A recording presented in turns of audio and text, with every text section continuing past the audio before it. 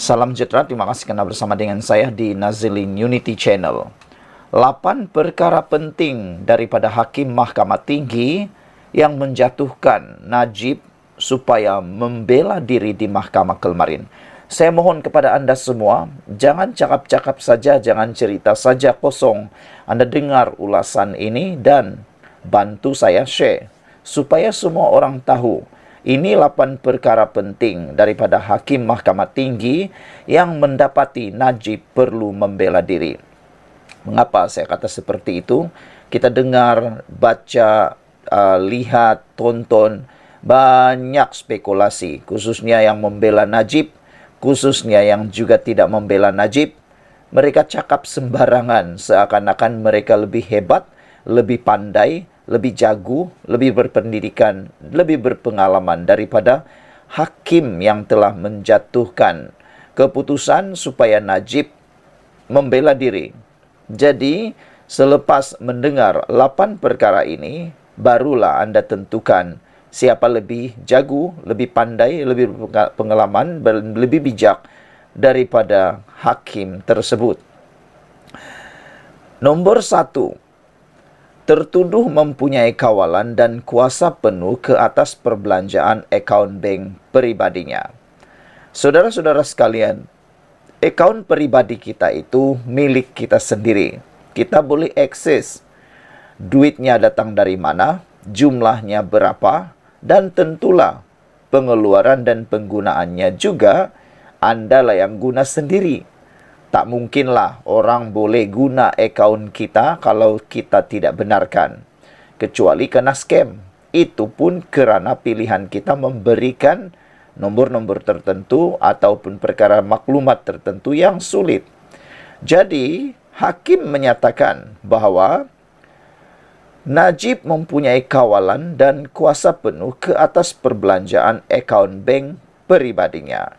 Itu nombor 1. Nombor 2, hakim menyatakan bahawa tertuduh merujuk kepada Najib mengaku wang itu dihantar dan cek dikeluarkan secara peribadi kepada pelbagai pihak yang juga sebahagian daripada 21 pertuduhan AMLA atau AMLA.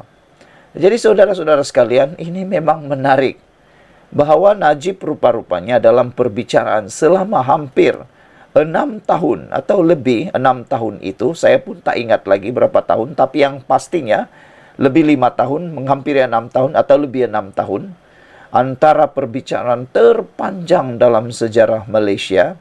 Rupa-rupanya Najib telah pun, tak tahulah tanpa sengaja atau sengaja, selepas disoal oleh para peguam, didapati telah pun mengaku wang itu dihantar dan cek dikeluarkan secara peribadi kepada pelbagai pihak yang juga sebahagian daripada 21 pertuduhan AMLA atau AMLA. Menarik kan?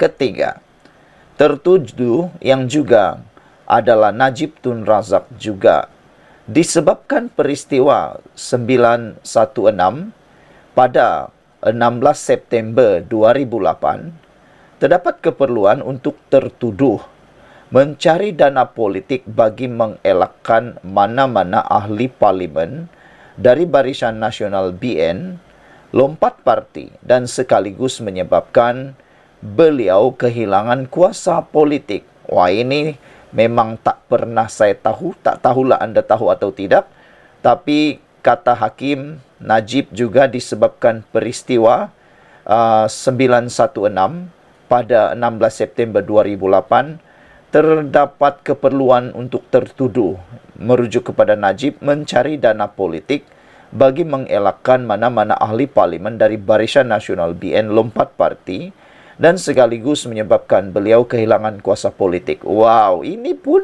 dapat dihidu oleh hakim. Hebat, bravo hakim, terbaik. Nombor 4, keterangan bekas Ketua Setiausaha Negara Tan Sri Siddiq Hassan yang memberi keterangan bahawa 1MDB dimulakan sebagai dana politik untuk Barisan Nasional. Ini memang tak patut sama sekali lah kan. Sepatutnya 1MDB itu untuk mengayakan negara. Tapi kata hakim, keterangan bekas Ketua Setiausaha Negara Tan Sri Siddiq Hasan bahawa 1MDB dimulakan sebagai dana politik untuk Barisan Nasional adalah tak boleh diterima sama sekali. Ini tujuannya untuk mendanai politik Barisan Nasional, bukan untuk kekayaan negara. Nombor 5. Tertuduh tidak pernah membangkitkan sebarang pertanyaan mengenai dana yang memasuki akaun peribadinya sepanjang 4 tahun. Dalam permohonan maaf Najib, ada Najib kata beliau terpedaya. Beliau meyakini duit yang masuk dalam akaun beliau itu adalah sumbangan daripada Arab, keluarga Arab.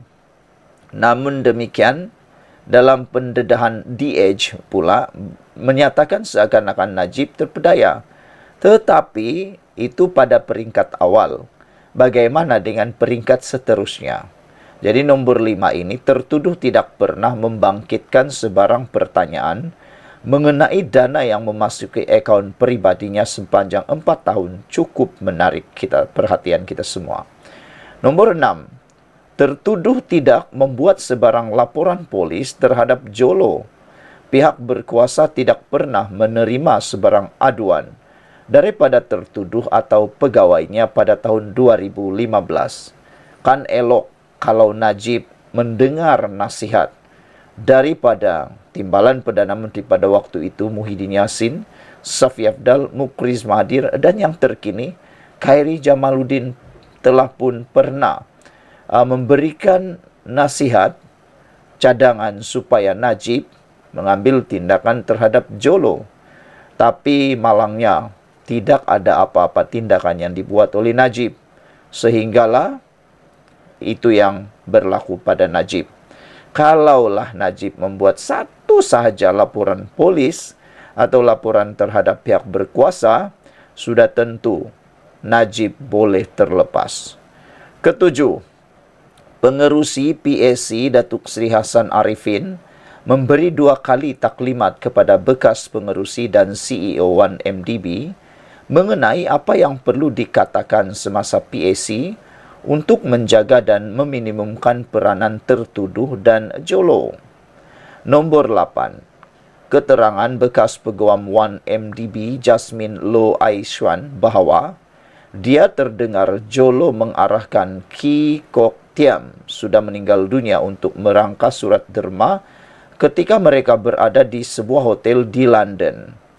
25 kes terbukti prima facie dan akan dibicarakan. Saudara-saudara sekalian, ini memang betul-betul di luar pengetahuan kita semua. Kita ingin ucapkan tahniah dan syabas kepada para peguam pendakwaan kerana berjaya membuktikan prima facie terhadap kes 1MDB.